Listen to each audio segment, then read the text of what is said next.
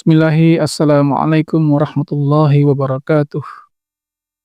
Alhamdulillah, alhamdulillahirabbil alamin wassalatu wassalamu ala asrafil anbiya wal mursalin wa ala alihi wa ashabihi ajmain. Ya ayyuhalladzina amanu taqullaha haqqa tuqatih wa la tamutunna illa wa antum muslimun. Ikhwana fi din asyadakumullah, ketika negara Jepang itu dihancurkan oleh Amerika Serikat, dibom atom dua dua apa dua provinsi besarnya ya, yaitu Hiroshima dan Nagasaki ya. Itu Kaisar Hirohito yang berkuasa ketika itu dengan dengan apa payah ya, dengan lemes dia nanya sama menteri-menterinya, berapa sisa guru-guru kita ya, seluruh Jepang ini, berapa yang masih hidup ya. Para menteri itu heran ketika ditanya itu, ini kok Kaisar nggak nanyain berapa sisa tentara kita ya kan, berapa sisa persenjataan kita, yang ditanya malah berapa sisa guru-gurunya. Nah, pertanyaan ini kan menunjukkan begitu fahamnya Kaisar Hirohito ini ya tentang esensi sebuah pendidikan ya, bahwa negara itu gak akan bisa bangkit lagi ya kalau tidak ada guru-guru ya. Sebuah bangsa itu gak akan bisa maju kalau nggak punya pendidikan yang baik. Terus setelah disisir, dikumpulkan ternyata sisa kurang lebih 45.000 guru di seluruh Jepang itu. Ya. Maka memang guru ini ya, di dalam agama kita Pak, memiliki kedudukan yang sangat mulia loh. Ya, mungkin kita sudah singgung sedikit lah di video-video terdahulu. Ya. Di dalam Islam itu guru itu mendapat kedudukan yang mulia. Di dalam hadis Imam Muslim pun Nabi SAW kan bersabda tentang orang-orang yang mengajarkan ilmunya itu kepada orang lain didoakan oleh seluruh penduduk langit dan bumi. Ya, sampai ikan hiu di lautan, sampai semut-semut yang berada di dalam lubangnya. Masya Allah. Ya, Nabi juga bersabda, hadis yang sangat masyhur kita dengar, khairukum man ta'allama al-Qur'an wa 'allamahu. Sebaik-baik kalian itu adalah orang yang mengajarkan Al-Qur'an, ya, orang yang belajar Quran dan mengajarkannya kembali, ya kan? Ya, banyak pokoknya hadis-hadis seperti ini, keutamaan orang-orang yang mengajarkan ilmunya. Ya. Nah, kalau saya ngajar ilmu umum bagaimana, Ustadz? Pertanyaan seorang guru. Sama aja, Pak. Ya, agama ini memandang mulia bagi orang-orang yang mau mengajarkan ilmunya.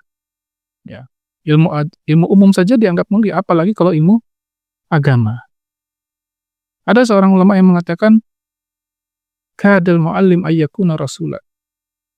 Ya, hampir-hampir saja seorang guru itu dianggap seperti seorang rasul. Kenapa? Saking mulianya tugas dia ini loh, mengajarkan ilmu kepada manusia, menunjukkan mereka kepada kebenaran, ya kan? Fudail bin Iyad rahimahullah juga berkata, alimun muallimun yud'a kabiran fi malakutis sama. Ya.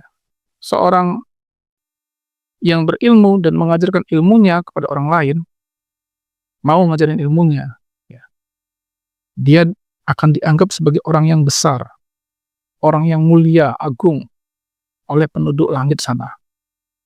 Ya kan? Orang yang berilmu dan mau mengajarkan ilmunya dianggap sebagai orang yang mulia oleh penduduk langit sana. Tuh. Kenapa?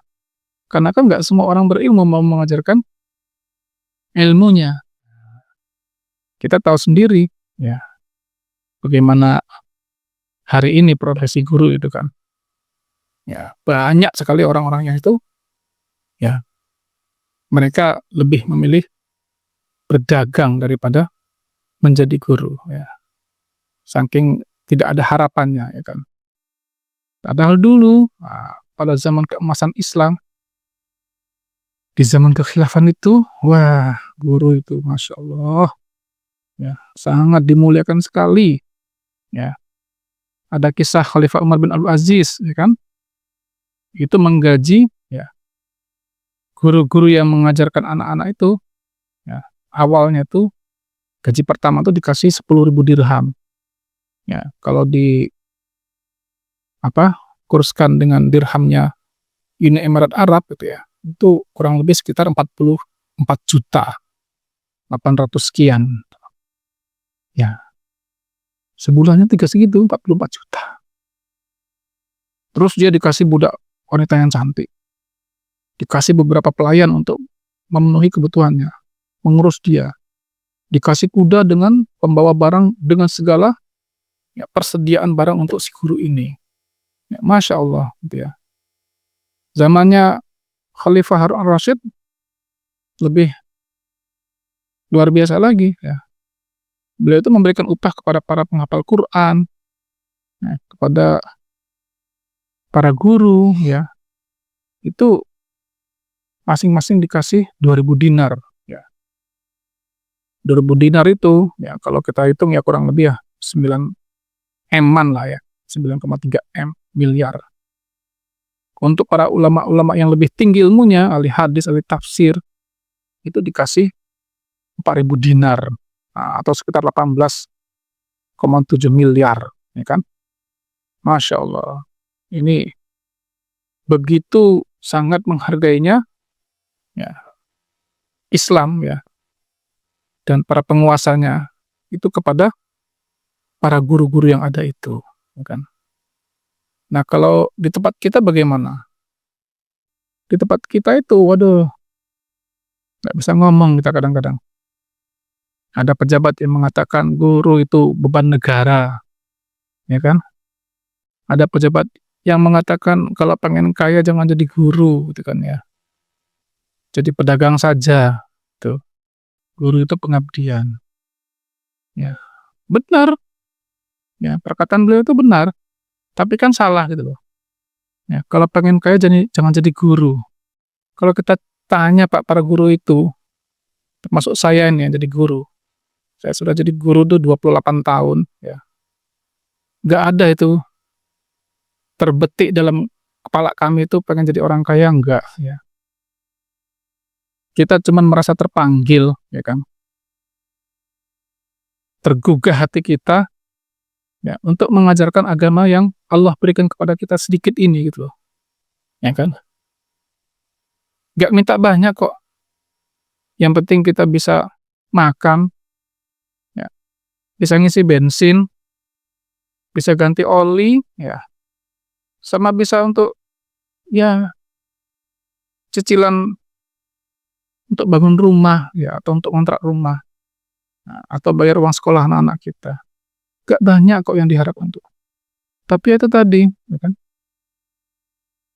Jadi seakan-akan apa ya, guru-guru ini menjadi beban gitu loh. Padahal kita tahu berapa sih gaji guru di tempat kita ini.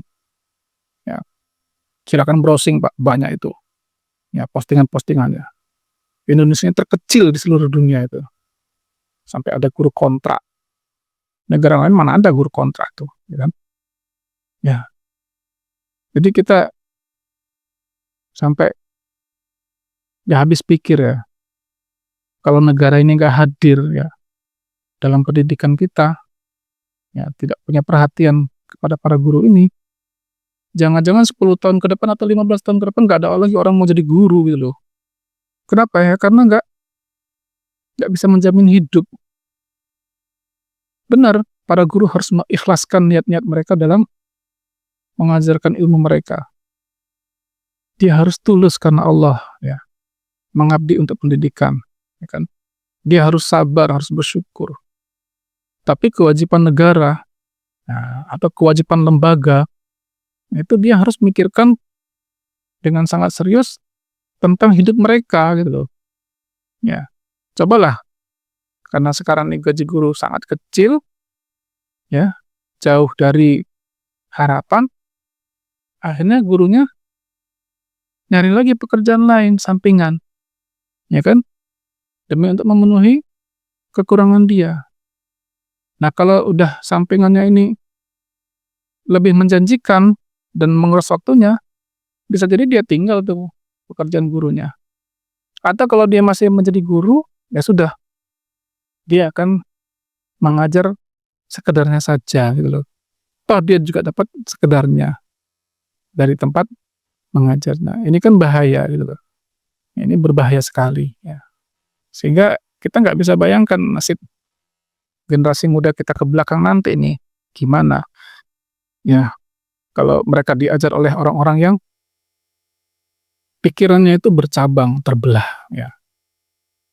Lagi ngajar dia mikir, "Aduh, anak istri saya belum makan." Lagi ngajar, "Udah saya habis ini mau COD-an dengan si fulan, si fulanah," ya kan? Ya, kenapa? Kan tadi tuh tidak mendapatkan penghasilan yang cukup. Ya, maka mudah-mudahan ya ke depan kita berharap ya, pemerintah ini punya perhatian yang lebih besar kepada pendidikan kita, kepada para guru, kepada nasib mereka, ya kan? Sungguh para guru ini nggak meminta banyak ya. Mereka tuh orang-orang yang paling ikhlas. Tapi janganlah kita ya kita manfaatkan keikhlasan mereka untuk nah itu tadi ya seakan-akan kalau ikhlas itu berarti tidak boleh banyak bicara, tidak boleh banyak nuntut. Ya kan kalau ikhlas itu berarti dia harus menerima apa adanya. Ya. Para guru dinina-bobokkan dengan pujian-pujian, syair-syair, lagu-lagu, dianggap pahlawan tanpa tanda jasa. Masya Allah. Ya, menyedihkan sekali nasib guru-guru kita ini. Terakhir seorang ulama pernah mengatakan, ya, sebagai penghormatan kepada guru-guru dia mengatakan, laulal murabbi ma'araftu rabbi. Kalau bukan karena pendidikku, bukan karena guruku, aku tidak akan pernah mengenal Tuhanku. Ya, mudah-mudahan yang sedikit ini bermanfaat bagi saya dan para ikhwan sekalian. Ya, bagi para guru, mari kita kuatkan keikhlasan kita ya dalam mendidik generasi kaum muslimin ini dengan sungguh-sungguh karena Allah Subhanahu wa taala.